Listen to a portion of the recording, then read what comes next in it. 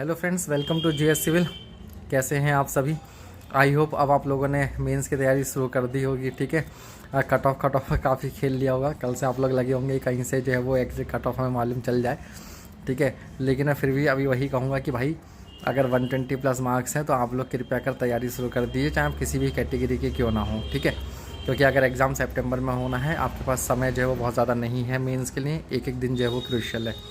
अगर आप ज़्यादा ही डाउट में हैं तो मैं फिर ये कहूँगा कि आप लोग जिनको डाउट है प्री क्वालिफाई होने पर, ठीक है, 40% से ज़्यादा मार्क्स आने के बाद भी, तो आप कभी केवल अपना जिस भी ब्रांच के आप हो अभी केवल अपने टेक्निकल का आप पढ़ना शुरू करो, ताकि 1% ख़राब से ख़राब सिचुएशन में अगर क्वालिफाई नहीं होता है प्री, तो कम से कम आपका टाइम ख़राब नहीं होगा, अदर वैकेंसी में आपकी ये पढ़ाई काम आ जाएगी।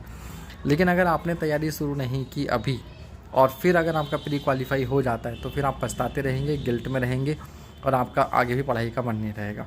अच्छा, ये शॉर्ट मैं इसलिए बना रहा हूँ क्योंकि कल के मेरे सेशन के बाद में कुछ स्टूडेंट्स को रिजर्वेशन और individual category wise cut off को लेकर डाउट है, तो इस पर मुझे अभी एक सेशन और लेकर आना है।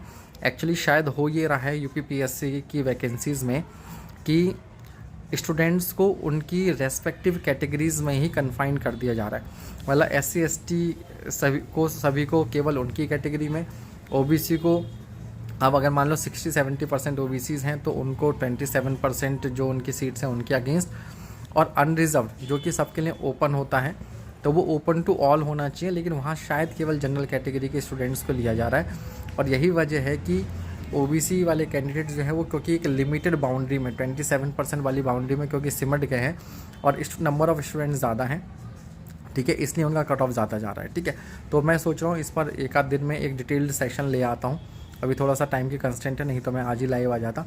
तो यह है कि कल या परसों मैं इस पर मैं एक लाइव सेशन लेकर आ जाता हूँ। ठीक है, फिर हम लोग इसको डिस्कस कर लेते हैं। तो इसमें एक तो जो मैंने कल तरीका बताया था वो था, और एक ये वाला कि इंडिविजुअल उसमें ही उनको रखा जा रहा है अपने ही कैटेगरी में, जिसकी वजह से OBC कट ऑफ ज़्यादा जा रही है।